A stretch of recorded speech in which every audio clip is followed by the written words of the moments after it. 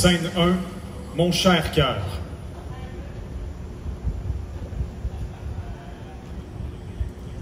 Mon cher cœur, tu es différent des autres. Tu as le même teint foncé que moi. Tu as les mêmes muscles que les jeunes hommes de mon clan. Tu as la même silhouette que mon frère, mais tu es différent. Le noir de tes yeux est plus profond que les nuits illuminées par la lune.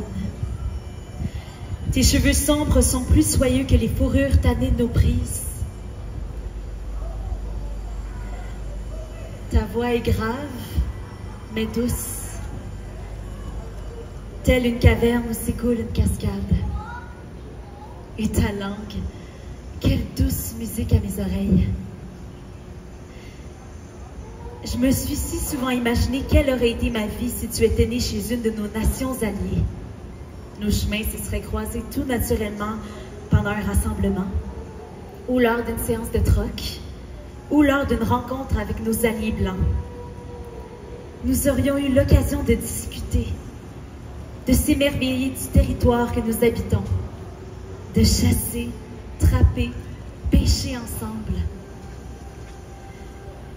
Et nous nous serions unis sur un tapis d'aiguilles, au son du bruissement des feuilles et des craquements de la forêt vivante.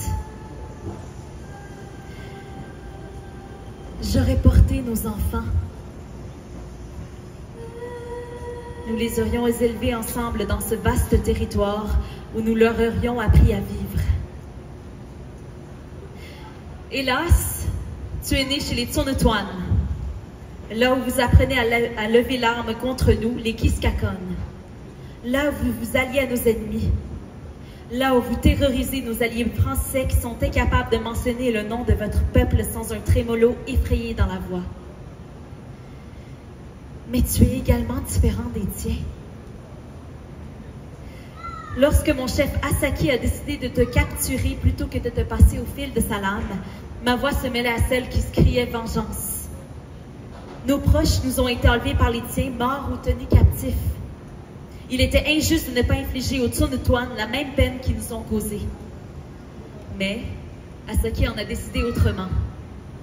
La perte de nos proches a créé un vide parmi le clan et doit être comblé par de nouvelles personnes, même des prisonniers. J'étais celle chargée de garder un œil sur toi pendant tes premières nuits. Tu ne fermais pas l'œil. Tu m'accordais à peine un regard, les yeux fixés dans le vide. Nous partagions un même silence, entrecoupé des sons de la forêt. Lorsque j'ai compris que tu ne te sauverais pas, j'ai commencé à me détendre contre la toile de la tente dans une position plus confortable pour passer la nuit. Mais même si je savais que tu ne te sauverais pas, je n'arrivais pas à détacher mon regard de ton corps. Sans tes yeux grands ouverts et ta poitrine qui montait et descendait, je t'aurais confondu avec un mort. Déjà, je remarquais que tu te distinguais des autres hommes que j'avais côtoyés dans ma vie. Tu étais aussi calme que la forêt qui nous entourait. Tu n'étais pas le dangereux monstre auquel je m'attendais. Tu fais partie de la nature, comme nous tous. Le matin, mon regard te cherchait. Comment réussirais-tu à nous aider dans nos corvées sans que ton corps endormi ne te lâche?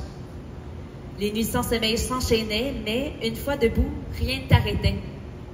Ta présence silencieuse est devenue une ombre qui nous suit partout. Tes mains sont toujours prêtes à se joindre aux nôtres pour dépouiller un orignal ou un lièvre.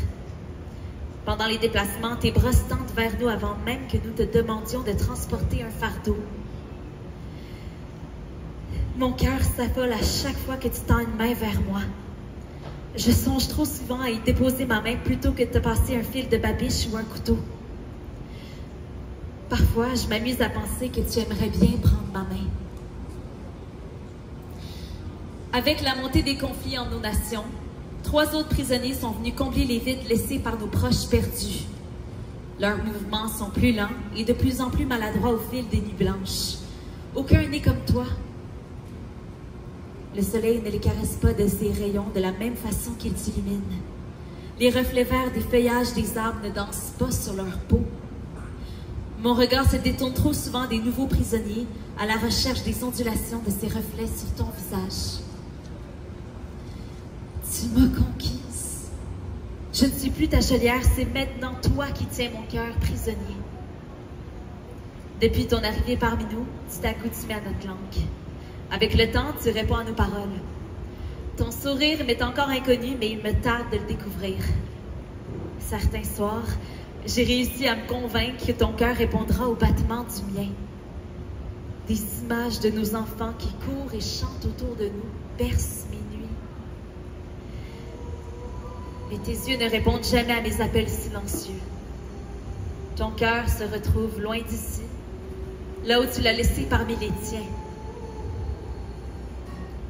L'atteindre m'est impossible. Je te regarde impuissante, dans l'espoir de me faufiler en toi, comme tu l'as fait en moi.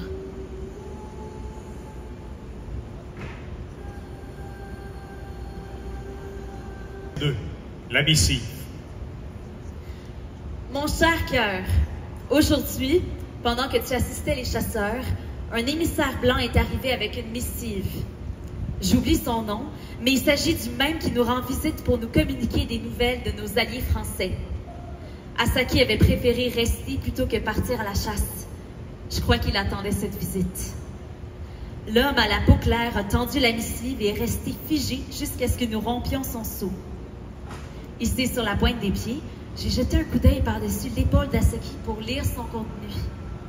L'homme blanc ayant déjà commencé à m'enseigner sa langue, j'ai tenté de lire le message. Le regard qui a illuminé ton visage lorsque tu as compris que tu remettrais les pieds sur un territoire connu de ton peuple, je ne l'avais jamais vu avant. Même devant la beauté du territoire qui m'a vu grandir. Même devant ma tendresse.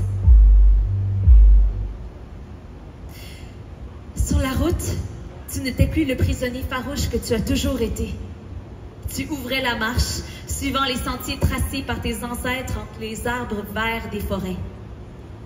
Et que dire de la façon dont tu as conduit le canot sur le fleuve? Cette image de toi restera jamais gravée dans mon esprit. Kondiaronk n'est pas le seul à avoir perdu le combat face à la maladie. Mon frère est décédé la même journée. Il aurait voulu assister à la conclusion de cette rencontre entre des dizaines de nations. Il aurait voulu goûter à la paix.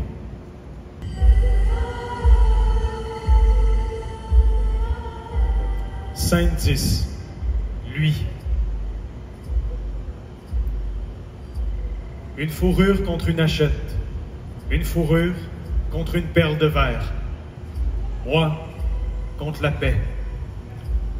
Même devenu produit du troc, je m'enthousiasme de ma situation. Je rentre chez moi.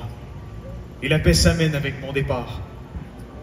Les peuples Haudenosaunee la connaissent, la paix. Il prend la forme du pain blanc autour duquel le prophète Deganawida a réuni les 5 nations devenues la Confédération Haudenosaunee.